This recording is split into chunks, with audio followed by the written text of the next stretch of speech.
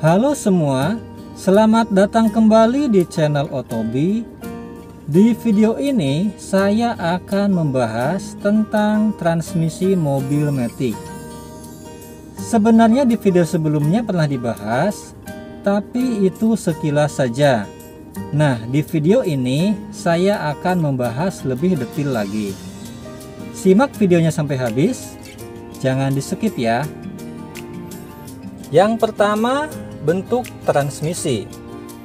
Transmisi Matic bentuknya berbeda-beda tergantung jenis dan tipe mobilnya. Tapi apapun bentuknya, prinsip kerjanya tetap sama. Transmisi Matic ada yang bentuknya bergerigi seperti ini, bergerigi seperti ini nih, tidak rata, dan ada juga yang bentuknya lurus ke sini seperti ini. Maksud dari lintasan bergerigi ini adalah sebagai pengunci tuas supaya ketika ditempatkan di posisi tertentu, tuas tidak bergeser sendiri. Sekarang kita coba pindahkan tuasnya. Misalnya tuas di posisi D, ketika ditarik ke belakang tidak bisa karena mentok. Kecuali dipindahkan ke samping ketiga bisa. Begitupun ditarik kedua, maka mentok di 2, tidak bisa langsung ke L. Untuk memindahkan ke L harus digeser dulu ke kiri, baru ditarik ke belakang. Seperti itu. Kembalikan lagi ke P. Untuk transmisi Matic yang bentuknya lurus, di depan sini biasanya ada tombolnya untuk membuka pengunci. Jadi untuk memindahkan tuas, tekan tombolnya dulu, baru kemudian pindahkan tuasnya ke R, N, D, 2, dan L. Kemudian di sini ada P atau parking. Ini digunakan ketika mobil parkir. Kemudian R atau reverse, ini untuk mundur.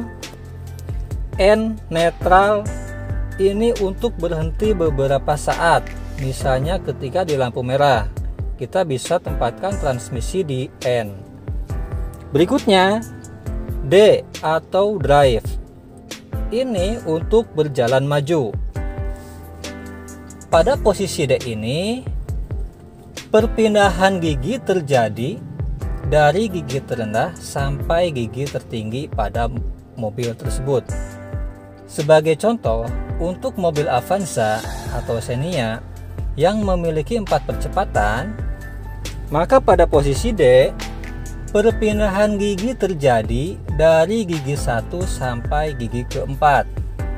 Jadi secara otomatis dari gigi 1 pindah ke gigi 2, pindah ke 3, pindah ke 4, balik lagi ke 3, dan seterusnya sesuai kebutuhan yang terbaca oleh sistem transmisi.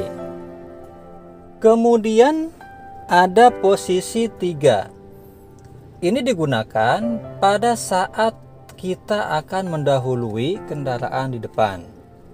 Pada saat kita akan mendahului, pindahkan posisi ketiga, atau pada saat kita melewati tanjakan atau turunan yang panjang, bisa posisikan transmisi di 3. Pada posisi ini, perpindahan gigi terjadi dari gigi 1 sampai ke 3, terkunci di gigi ketiga. Jadi kalau di D, perpindahan gigi terjadi dari gigi 1, 2, 3, sampai 4. Kalau di posisi 3, perpindahan gigi terjadi dari gigi 1 sampai 3 saja. Jadi transmisi terkunci sampai gigi 3. Dari gigi 1 pindah ke 2, pindah ke 3, kemudian balik lagi ke 2, dan seterusnya.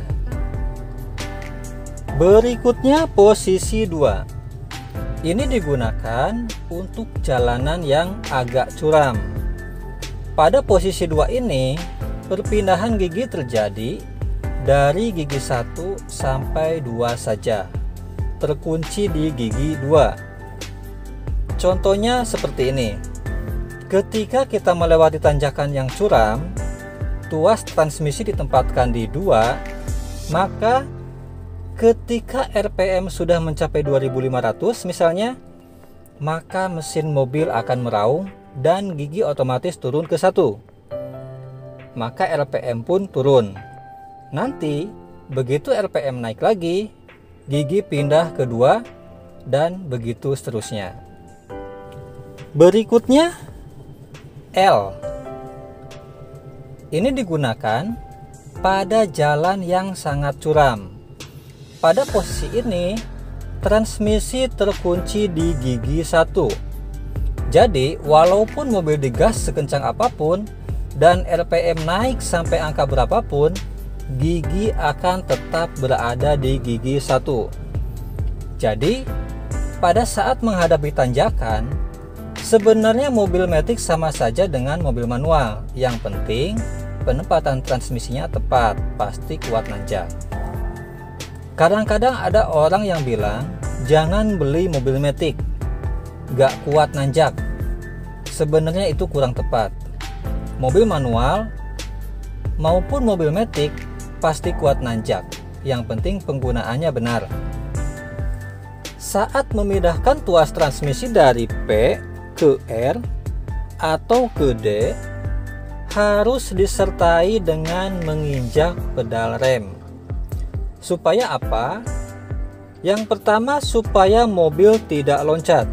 Yang kedua, supaya transmisinya tetap awet. Tapi ini hanya berlaku ketika mobil sedang berhenti. Sedangkan ketika mobil sedang berjalan, misalnya kita mau pindahkan dari D ke 3 atau ke 2, tidak harus menginjak pedal rem.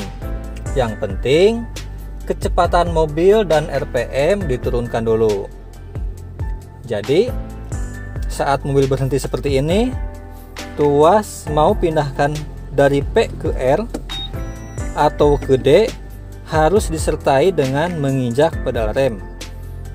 Sedangkan kalau mobil sudah berjalan, dari D mau dipindahkan ke 3, tidak harus injak pedal rem, langsung saja pindahkan ke 3 atau ke 2. Atau sebaliknya dari 2 ke 3, dari 3 ke D. Itu langsung saja, tidak harus injak pedal rem dulu. Oke teman-teman, untuk video kali ini sampai di sini dulu. Jangan lupa klik subscribe, like, komen, dan share. Sampai ketemu di video berikutnya. Terima kasih. Salam Otobi.